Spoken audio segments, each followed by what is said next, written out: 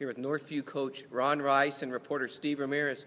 Coach Rice, on Thursday is your final game, scheduled home game with Northview High School. You started here in 1969, became the head coach in 1971. That's a long time to be at any school. You've got to talk us through this. What makes a coach want to stay in the same community, same high school all those years? Because that's pretty special. Oh, wow. When I got the job, I said, that's just kind of the person I am. That once I get going, I like it. And Northview's been a great community.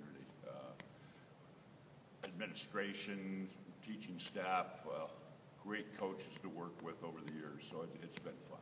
I mean, you're talking about 4 decades. When I think of a coach who's been around that long, this day must be pretty difficult as it gets close, because when you've been at a school that long and you start thinking about that final game, that final year, it takes a while to come to grips with this is finally it, isn't it?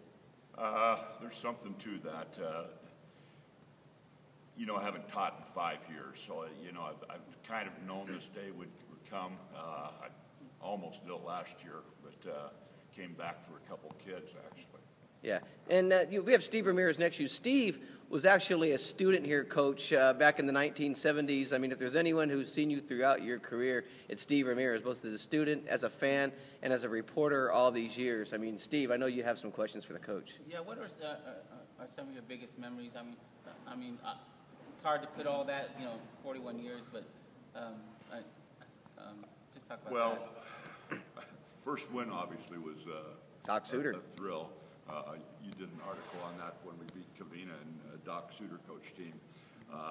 Over the years, there's been so many good wins and seasons and things like that. So it's really hard to put anything on it. I think the thing that I've enjoyed the most, though, is the consistency that we've had.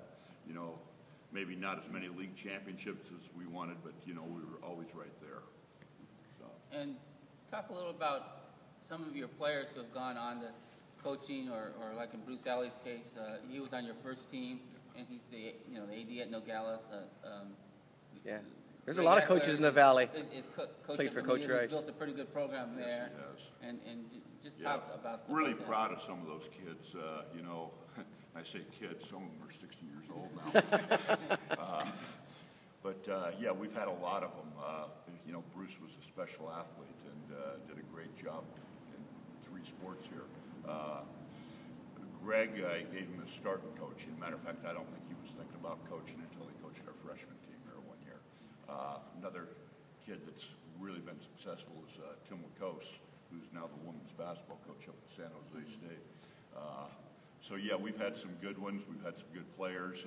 Nobody that's gone on and been a great Division I or pro, but just some fine kids. Yeah, who are some of the ones through the years, Coach, you're going to remember the most? I mean, this is where we go down memory lane with you. Who's the best player you've ever coached? When you think of 4 decades, who would that guy be? Oh, boy. Well, Tim was right there, Lacoste. That was before the 3-point line, and he averaged a ton of points and was shooting threes and being able to post up. Eric Watry was a tremendous player for us and started as a freshman and had some great years. Tim Rowe, back in the 70s, was just an all-star kid. So. What was your, here we are in 2013. What was the best time, you think, for you for high school coaching? When was high school basketball at its best? Yeah, I'd have to go back to the early days. I think the dedication that you had from kids. The other thing that's changed over the years is the 2- and 3-sport kids. Right. Because it used to be great. I used to stand on the sideline with the chain gang. Mm-hmm. The basketball coaches were the chain gang. The football coaches timed and, did the scorebook. So there was a lot of camaraderie, and those kids were just all around, and a lot of good times back then, and some great teams back then. I remember my very first year sitting over here at a Covina tournament game, and Bill Walton was in here. Just some thrills.